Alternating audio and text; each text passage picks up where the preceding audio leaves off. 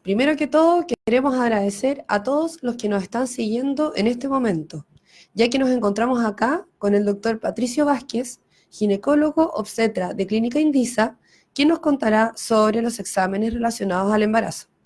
Hola doctor, muchas gracias por estar con nosotros. Y aquí tenemos algunas preguntas que quisiéramos hacer y además queremos invitar a quienes nos siguen a hacer todas las consultas que consideren necesarias. Hola, muy buenos días a todos. Estoy muy agradecido que me hayan invitado a este Facebook Live para responder las consultas con respecto al embarazo, porque es súper importante entender que un buen embarazo para llegar a término requiere controlar tanto exámenes como ecografías y tener consultas con su médico tratante. Así que estoy aquí dispuesto para que ustedes me hagan las preguntas que sean necesarias. Perfecto, doctor. Vamos con la primera pregunta. En el momento que una pareja decide formar familia, ¿cómo se debe preparar para el embarazo? Es muy claro que en el fondo es la pareja la que tiene que prepararse. Siempre les digo a mis pacientes que esta preparación requiere al menos 3 meses, en donde la mujer tiene que ir a consulta con su ginecólogo para hacerse exámenes preconcepcionales, principalmente los exámenes de búsqueda de enfermedades metabólicas y además empezar a tomar ácido fólico, que es un medicamento que ayuda a prevenir los defectos del cierre del surco neural, porque eso es súper importante para evitar que bebés vayan a tener después defectos en ese cierre, como la espina bífida o incluso la falta de cráneo. Doctor, y una vez que esta pareja se hizo sus exámenes y se preparó bien para el embarazo, fueron a la consulta con el doctor y todo salió bien y le salió el test positivo. Desde ese momento, ¿qué exámenes son los que se les va a pedir? Ok. La mujer ya puede darse cuenta que está embarazada al día de atraso y hacerse su examen de orina. Hay que recordar que estos exámenes de orina son siempre positivos al día de atraso, no antes. Y además, una vez que está positivo este test de embarazo, no hay ninguna otra cosa que lo vaya a positivizar, o sea, está embarazada. Y lo que corresponde en ese momento es evaluar si está bien embarazada o no. ¿Cómo vamos a avanzar en eso? Con la consulta ginecológica y obstétrica, en la cual vamos a evaluar exámenes de sangre, vamos a pedir la ecografía y vamos a hacer también la nueva medición de una subunidad beta, pero del examen de embarazo, pero en sangre. Perfecto. Y doctor, ya el embarazo empieza a avanzar y empieza a estar este primer trimestre. Entonces, ¿cuáles serían los exámenes más importantes de este periodo? En el primer trimestre, como dijimos, el primer examen es la subunidad beta, que corrobora qué edad gestacional de embarazo podríamos tener y se correlaciona entonces para poder decir, con esta subunidad beta yo ya puedo hacer una ecografía. Sobre el valor de 1500 unidades internacionales, es ya mandatorio que se vea un saquito gestacional a una ecografía transvaginal. Por lo tanto, una paciente que ya tiene 1500 unidades puede hacerse su ecografía y podría haber embarazo. Ahora, igual nosotros demoramos la ecografía hasta las 2 semanas de atraso menstrual porque es mucho más efectiva en dar información. Informa que hay un bebé dentro del útero con latidos y además podemos correlacionar la edad gestacional que dice la mamá con la edad gestacional que dice el bebé.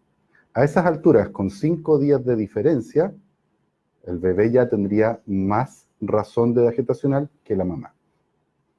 Y lo otro son los exámenes de sangre y orina. Lo que buscamos con los exámenes de sangre y orina es evaluar que la paciente no vaya a tener problemas que le vayan a provocar daño a ella o daño a bebé. Por ejemplo, partimos con los exámenes que son metabólicos.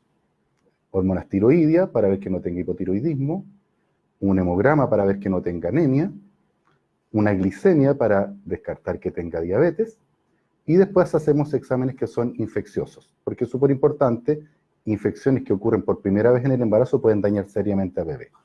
Y es por eso importante saber que no tengamos sífilis, y para eso se pide el VDRL, HIV para descartar enfermedad autoinmune, inmunodeficiencia adquirida, hepatitis B, hepatitis C, y en esta zona en especial, como hubo un cambio climático, hubo un descenso de la vinchuca, que es un bicho especial, y que transmite la enfermedad de Chagas. Por lo tanto, también se tiene que hacer en toda mujer embarazada la detección de la enfermedad de Chagas.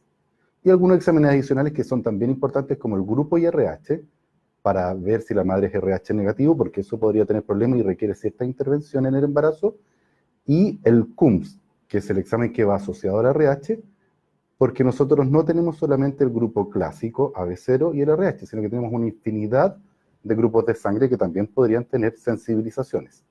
El test de Coombs es para descartar esas sensibilizaciones. Perfecto. Doctor, dentro del primer trimestre hablamos más bien de exámenes de sangre y de exámenes de orina, pero en relación a las ecografías, ¿qué ecografías podemos mencionar durante este trimestre? Perfecto. El primer trimestre, como lo tenemos claro, es hasta la semana 14. El segundo hasta la 27 y el tercero hasta la 40. En el primer trimestre, entonces, hay dos ecografías. La ECO 1, que es la ecografía para diagnosticar embarazo, y después la ecografía de 11 a 14 semanas, que es una ecografía de tamizaje. En el fondo es una ecografía para evaluar riesgos que podrían haber en el embarazo y que permite descartar a población sana y dejar a esta población que podría potencialmente tener riesgos. ¿A qué riesgos nos referimos? Malformaciones mayores. ¿Cómo cambia el riesgo de tener un bebé con síndrome de Down? Y el riesgo de que la madre desarrolle hipertensión. Entonces, esta ecografía se realiza entre la semana 11 y 14 por un estándar internacional y ocupa la tecnología del Doppler y la tecnología de la ecografía 2D y del color. Para evaluar malformaciones ocupamos la tecnología normal, 2D, y es muy óptima en poder evaluar fetos que ya pueden tener malformaciones mayores, como por ejemplo que no tuviese cráneo, un feto que tuviera defectos en el cierre de su pared abdominal. Existen dos defectos que se pueden hablar fácilmente en el 11-14, que son el ónfalocele, que es cuando hay una hernia por el ombligo, o la gastrosquisis, que es una hernia por la pared abdominal. Por otro lado, el riesgo de síndrome de Down es un riesgo inherente a la edad. Todas las mujeres tienen riesgo de tener bebé con síndrome de Down. Y este examen lo que hace es evaluar ese riesgo etario y en base al examen establecer un nuevo riesgo. En base a ese nuevo riesgo uno puede hacer una consejería. Perfecto. El examen hace que la paciente vaya de un riesgo A a un riesgo B. Si ese riesgo modificado por el examen es de 1 en 100 para abajo, existe alto riesgo de tener una aneuploidía, pero no es que sea diagnóstico. Siempre se requiere otro examen que es invasivo. Cuando la paciente post-examen tiene un riesgo de 1 en 100 a 1 en 1000, está en un riesgo intermedio todavía de tener un bebé con algún tipo de aneuploidía, de problema de cromosoma. En esas mamás se pueden ofrecer test no invasivos. Y en las pacientes que tienen riesgo de 1 en 1000 para arriba, significa que tienen un riesgo bajo. Por lo tanto, esa paciente se puede quedar tranquila que su bebé tiene un riesgo muy bajo de tener un síndrome de Down u otro problema de cromosoma y que hay que seguir estudiando más adelante. En ningún momento la ecografía por sí sola descarta el síndrome de Down. Es solamente un ayudante para ir diciendo si este riesgo aumenta, disminuye o se mantiene. Y por último, la tecnología Doppler está al servicio en ese momento para evaluar el riesgo de que una mujer vaya a tener hipertensión severa y precoz en el embarazo. Y es súper importante ese dato porque permite que se hagan intervenciones que podrían hacer que esa preeclampsia no se desarrolle tan precoz, se desarrolle tardíamente en el embarazo cuando ya no hay riesgo. Perfecto, doctor. Antes de seguir con las siguientes preguntas, queremos hacer dos invitaciones a los que nos están siguiendo en este momento. La primera es que si tienen dudas pueden hacerlas a través del mismo Facebook Live y aquí el doctor Patricio Vázquez, ginecólogo obstetra clínica Indisa, las puede ir contestando en vivo y quienes quisieran tomar una hora o hacer dudas de forma más personal, pueden ir al link que está aquí en nuestro Facebook Live, y pedir una hora dentro de todo, con alguno de los especialistas de nuestra clínica. Entonces, doctor, ya que hablamos mucho sobre el primer trimestre, que es sumamente importante en el desarrollo del feto, del bebé y de la mamá, que también es un periodo en que muchas veces se sienten mal, las náuseas, etcétera, ya vamos a hablar ahora de los exámenes que estarían dentro de este segundo trimestre, que ya también es un trimestre bastante más llevadero, más cómodo. ¿Qué exámenes son sumamente importantes en este proceso? Perfecto. En el segundo trimestre del embarazo, que es el que va desde la semana 14 a la 27, lo más importante es evaluar, nuevamente con ecografía, con tecnología Doppler, el riesgo de tener parto prematuro, el riesgo de hacer presión alta severa o un bebé pequeño severo por desnutrición, y nuevamente evaluar el riesgo de malformaciones. Ahora, En el screening de 11-14 las malformaciones fueron mayores. O sea, aseguramos 2 brazos, 2 piernas, cabeza. Mientras que en el screening de 21 a 24, que es el examen que se hace en este periodo, es una ecografía mucho más al detalle, en donde es casi hacer un escáner desde la cabeza a los pies del bebé para evaluar si existe alguna malformación mayor o menor. Si bien este examen es para detectar malformaciones, no las detecta todas, pero sí ayuda a detectar malformaciones que podrían ser manejables en el embarazo. En Chile, nuestro mayor riesgo son las malformaciones cardíacas. Y por eso estos exámenes están destinados a buscar esas malformaciones, porque dependiendo del grado de la severidad de la malformación, es donde tiene que nacer el bebé.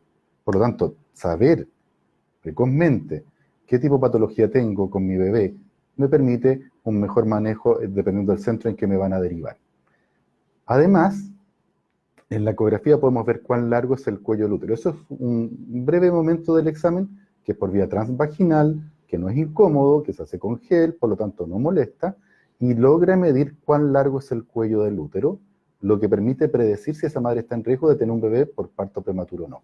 Y también, de nuevo, si existe ese riesgo, existen muchas intervenciones que pueden evitarlo. Y lo tercero, dentro del examen igual se busca entonces el riesgo de hipertensión nuevamente con la tecnología Doppler, que si ya el Doppler sale alterado, deja a la mamá en riesgo.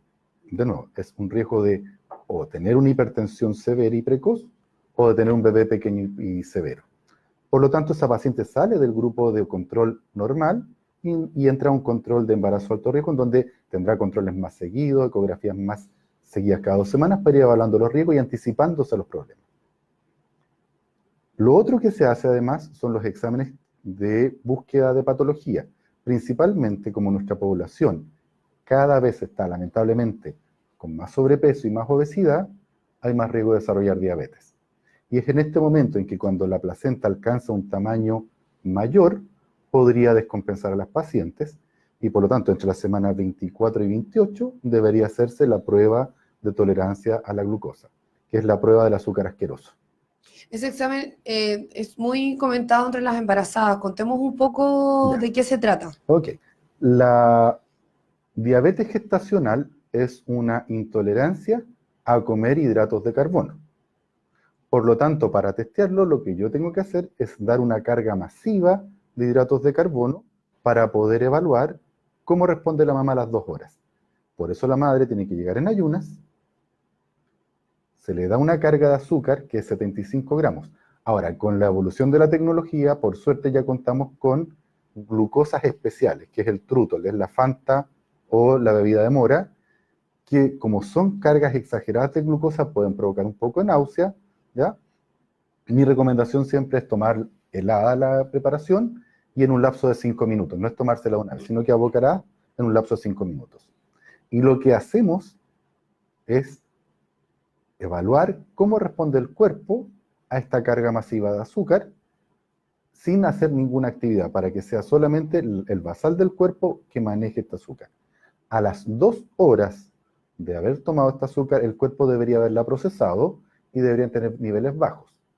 Si los valores están sobre 140 a las 2 horas o sobre 100 en el ayuno, son diagnósticos de que la paciente tiene una diabetes del embarazo. Es una diabetes producto del desbalance entre los factores para bajar el azúcar y los factores para subir el azúcar. Todo embarazo requiere subir un poco el azúcar porque el bebé requiere manejar niveles altos para crecer. Pero en estos casos está exagerado y ese exceso de azúcar es muy peligroso para la madre y sobre todo para el bebé. Entonces, por eso es muy importante tener este diagnóstico, a pesar de que el examen es molesto, requiere toda una mañana, puede provocar un poco de náusea, hay que hacerlo porque la intervención de esta enfermedad es importante, porque al final corremos el riesgo de incluso de muerte de bebé producto de una diabetes no controlada.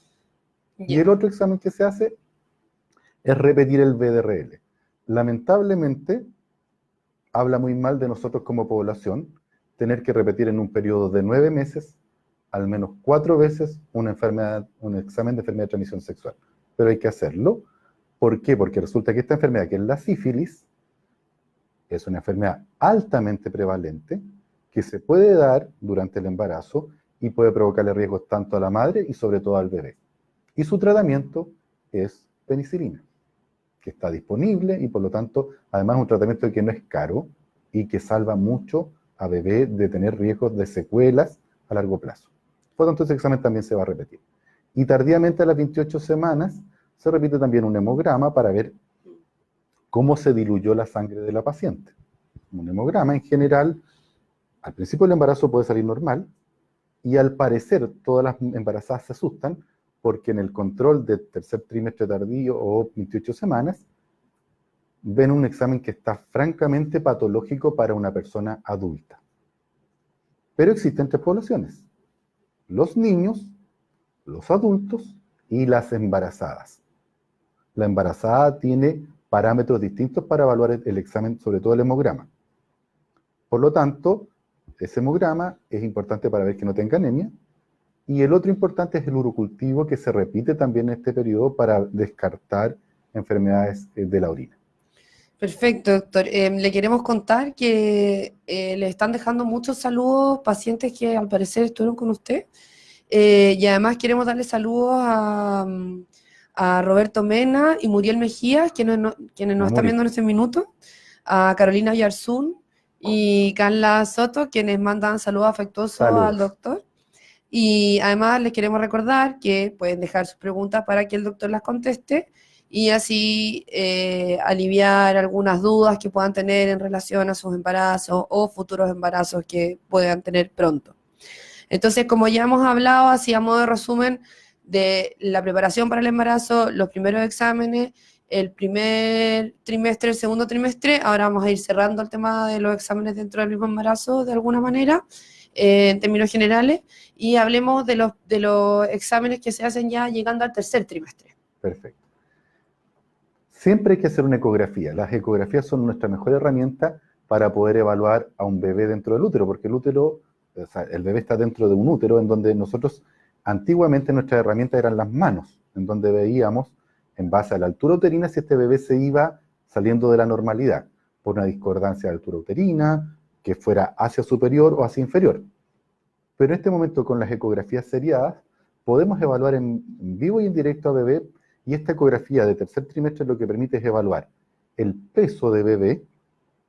Nosotros calculamos en base a la cabeza del bebé, a su circunferencia abdominal y a la longitud de su fémur, un peso. Ese peso lo llevamos a tablas para compararlos con la población normal de Chile. Y en base a si el bebé sale en un percentil de normalidad, es decir, entre el 10 y el 90, va todo perfecto. Pero si se cae de ese percentil, es un bebé que está en riesgo de estar desnutrido. Por lo tanto, debemos hacerle exámenes adicionales. Lo mismo ocurre cuando el bebé cae sobre el percentil de normalidad 90, porque ese bebé está creciendo mucho y podría estar asociado a diabetes. Entonces, es súper importante calcular el peso. Lo otro que hace esa ecografía es evaluar la cantidad de líquido amniótico, porque el líquido amniótico, que es el que mantiene un tamponamiento y este bebé sin riesgo de golpe o de fractura, podría sufrir riesgos por disminución o por aumento del líquido amniótico. La disminución del líquido amniótico detectada por una ecografía podría ser provocada porque el bebé esté pequeño y además esté orinando poco, porque se hayan roto las bolsas de la mama y no se dio cuenta, o incluso porque había una malformación de los riñones que no nos dimos cuenta antes y se está haciendo evidente ahora. Por otro lado, el exceso de líquido amniótico habitualmente está asociado en nuestra población a diabetes. Una diabetes mal manejada hace que este bebé orine mucho por el exceso de glucosa, y la orina es líquido amniótico. Por lo tanto, estos excesos nos permiten predecir si este bebé tiene riesgo. Y por último, esta ecografía también permite evaluar dónde quedó ubicada la placenta finalmente, para descartar los riesgos de placenta previa, en donde esa ubicación placentaria, tapando el orificio de salida de bebé, podría provocar sangrado, hemorragia durante el intento de trabajo de parto. Y además en este tercer trimestre es donde empezamos a hacer los exámenes ya de salida.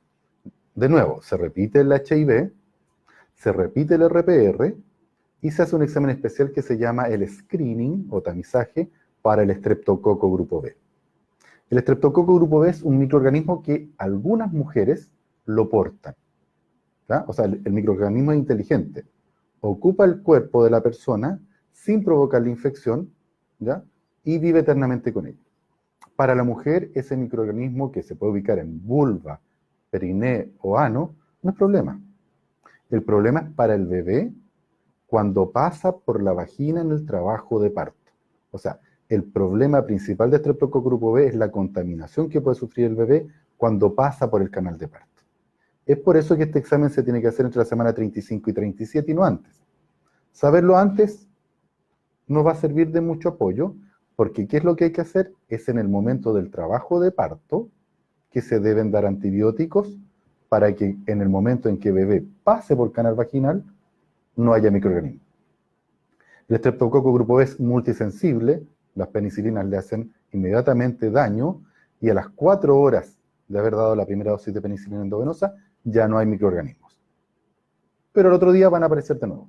Para la mamá no es un problema, es para bebé, ¿sí? Por lo tanto, es súper importante saber, y por eso nosotros, toda paciente se le realiza entre 35 y 37 el examen, y si llegara en trabajo de parto sin el examen, se le indica inmediatamente penicilinas de prevención por si es que fuera portadora.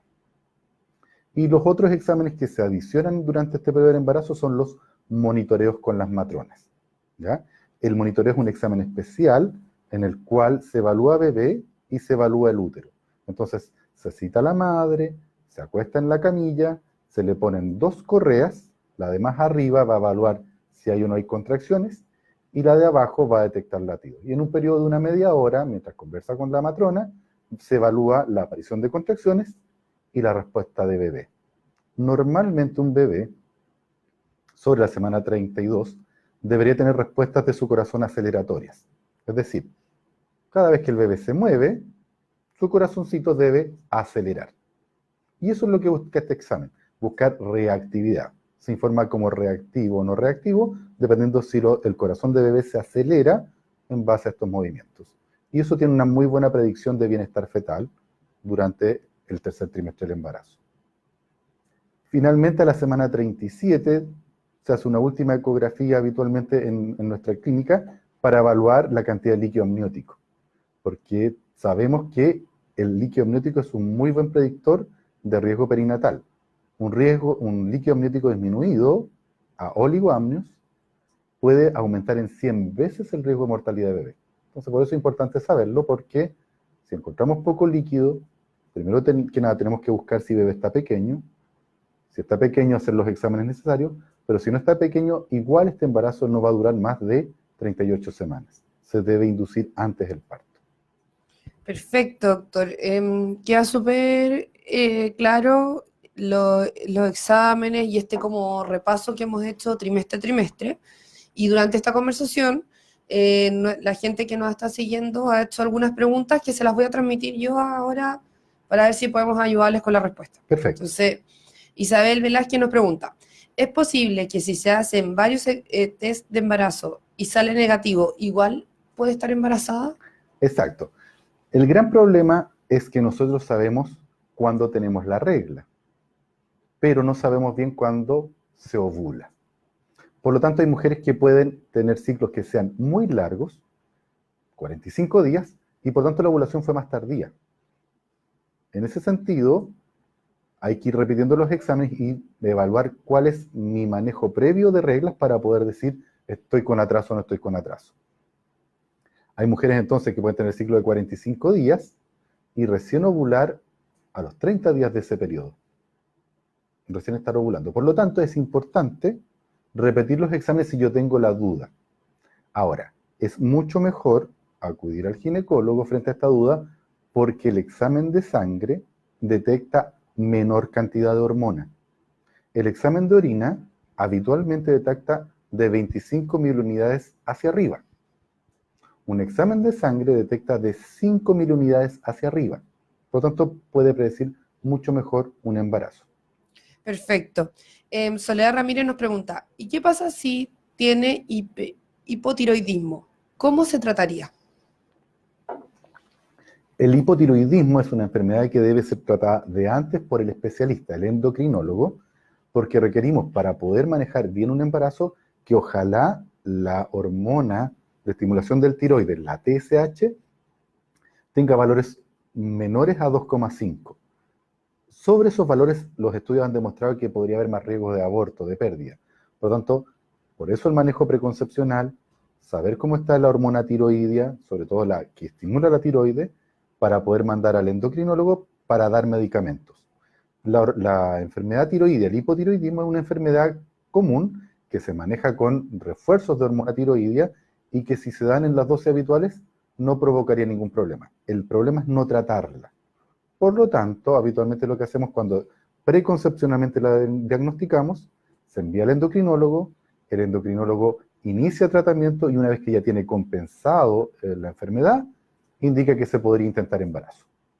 Perfecto. Mientras seguimos conversando las preguntas que nos están dejando quienes nos están escuchando, les quiero recordar que quienes quisieran tomar hora con el doctor Patricio Vázquez o con algún otro especialista de nuestra clínica, lo debe hacer a través del www.indisa.cl, y si tienen dudas que quieren resolver ahora en este momento, las pueden dejar en nuestro Facebook Live y las seguiremos conversando. Entonces, doctor, acá tenemos la pregunta de Javi Cortés. Dice, buenos días, sufro de migrañas y se me alivian con naproxeno. Ahora, no sé si puedo tomarlo, tengo 8 semanas de embarazo. Okay. No, no se puede tomar. Lamentablemente los antiinflamatorios no esteroidales están contraindicados en el embarazo. Pero sí existen terapias que se pueden utilizar. El manejo del dolor en el embarazo está claramente protocolizado. El medicamento de elección siempre es el paracetamol, y frente a la no respuesta de paracetamol, nosotros podemos usar medicamentos que se llaman opiáceos, de los cuales el mejor es el de primera línea es el tramadol, que se ha demostrado que son efectivos en el uso para el manejo del dolor durante el embarazo y no tendrían riesgo en el bebé. Los antiinflamatorios no esteroidales provocan riesgo en bebé, principalmente porque por su efecto de apretar, le podrían apretar el vaso de sangre del corazón, que se llama ductus arterioso. Si bien es un apriete que es momentáneo, tomarlo por mucho tiempo podría provocar riesgo a bebé a largo plazo. Entonces, si bien en una situación de urgencia, por ejemplo, un paciente politraumatizado que llega a la clínica con mucho dolor, podría usarse una dosis de este tipo antiinflamatorio. En enfermedades crónicas, lo ideal durante el embarazo es manejar con paracetamol, que la dosis habitual es 1 gramo, y si no cede, consultar a su médico tratante para ver si es que hay que agregar alguna escala de manejo, que sería, por ejemplo, el tramadol. Perfecto. Aquí Isidora Alarcón nos pregunta, ¿es obligatorio realizarse el examen de proteinuria 24 horas? El examen de proteinuria 24 horas es un examen reservado para pacientes con patología. Primero, si una paciente es hipertensa crónica, nosotros tenemos que saber cuánto daño le ha hecho esa hipertensión a sus órganos principales. Entonces, al inicio del embarazo, en una hipertensa crónica, debería evaluarse cómo está el ojo, si ha tenido daño en el ojo, por lo tanto fondo de ojo, cómo está su corazón, por lo tanto electrocardiograma, y cómo está su función renal. Dentro de los exámenes de función renal está la pérdida de proteínas por la orina, y eso es con proteinuria de 24 horas. Por otro lado, durante el embarazo tercer trimestre, la principal enfermedad que afecta a la mujer es la preeclampsia, que es cuando sube la presión arterial. Esta subida de presión arterial, si bien es lo clínico que podemos evaluar, es parte de un gran síndrome que está afectando a todo el cuerpo, un síndrome hipertensivo que afecta a todos los órganos. Uno de esos órganos blancos es el riñón, y por lo tanto en el riñón lo que hay es una pérdida de proteínas masivas. En ese sentido, toda mujer que consulta por cefalea, que se le encuentra hipertensión, la forma de estudiarla es pedirle una proteinuria 24 horas para corroborar académicamente si tiene pérdida de proteína. Ahora, han salido nuevos exámenes que son del momento, como el índice proteinuria-creatinuria, pero sigue siendo la proteinuria 24 horas un buen examen para diagnosticar. Si bien demora un día completo, corrobora 100% si hay pérdida de proteína o no, porque además esta pérdida es cíclica. Por lo tanto, en un periodo de 24 horas es mucho más factible detectar que estamos perdiendo proteína. Así que no es para todas las mujeres, es para algunas con patologías. Perfecto, doctor. Aquí Daniela McEntry Pregunta, es una duda del tercer trimestre, dice. Mi bebé viene podálica, me mandaron a hacer una eco. ¿Hasta cuándo se puede dar vuelta? Ya, ok. Habitualmente lo que decimos nosotros es que en la semana 36 ya es difícil que por masa, por volumen, este bebé se dé vuelta. Entonces, por eso recomendamos a todas las pacientes el control ecográfico de las 36 semanas, y si en ese momento el bebé está de poto, lo más probable es que no se dé vuelta. En medicina no existen absolutos, por lo tanto, lo más probable podría ser que se dé vuelta. En mi experiencia, por ejemplo, al revés, una paciente que tuvo su bebé todo el tiempo de cabeza, me consultó un día a las 38 semanas porque había sentido mucho dolor y bebé se dio vuelta. Terminó en podálica. Por lo tanto, si bien la semana 36 es el punto de corte, habitualmente cuando inician trabajo de parto debería hacerse la ecografía para verificar en ese momento si está de poto. Perfecto. Yo sé que esto lo comentamos dentro de las conversaciones, pero tal vez Claudia Acevedo llegó en algún otro momento. Entonces, ella nos pregunta, ¿a las cuántas semanas se debe realizar la última ecografía? En general, la última ecografía importante es a las 30-34 semanas. Y ahí vamos a evaluar cuánto pesa bebé, dónde quedó ubicada la placenta y cómo está la cantidad de líquido amniótico.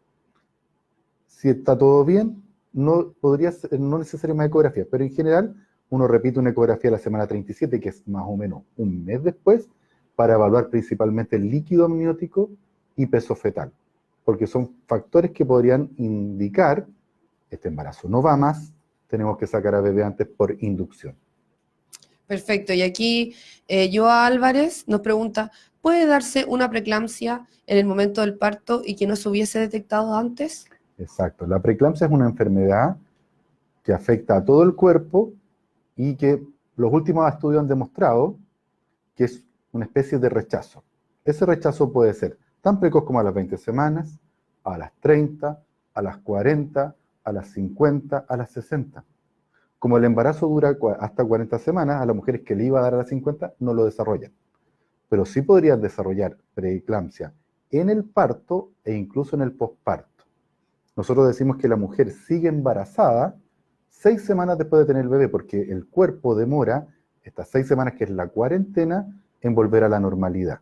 Y es en este periodo de tiempo, igual que la mujer siendo embarazada, existen aún ciertas hormonas dando vuelta que podrían provocarle riesgo.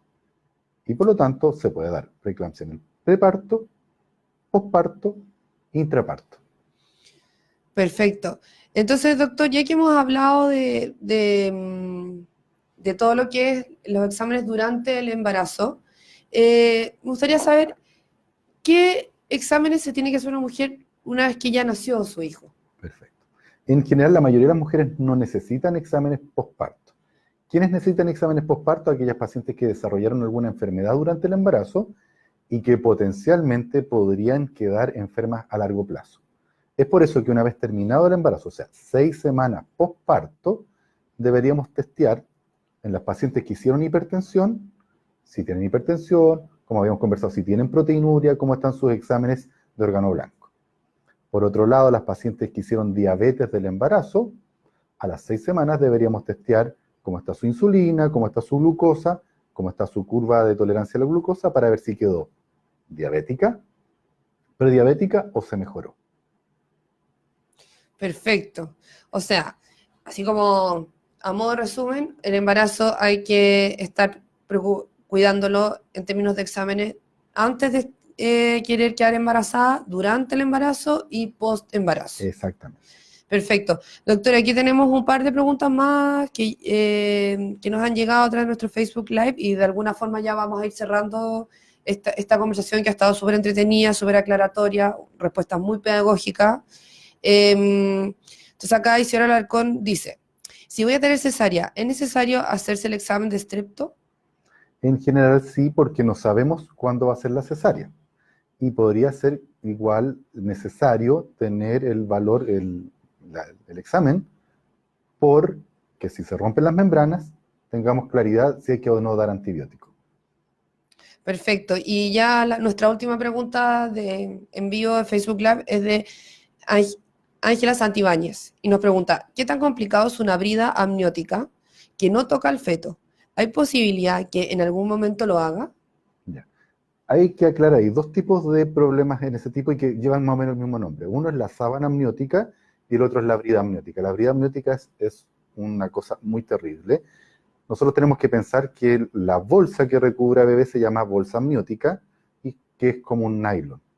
Por lo tanto, esta bolsa amniótica, el problema que tiene es que puede generar hoyos y a través de esos hoyos pasar órganos de bebé. El problema es que el bebé crece y el hoyo no crece y puede provocar atriciones y llegar a cortar miembros, sacar trozos de cabeza, y eso es diagnosticado precozmente por la ecografía. Es una cosa muy grave, ¿ya? Que a veces no se logra diagnosticar por la posición de los bebés.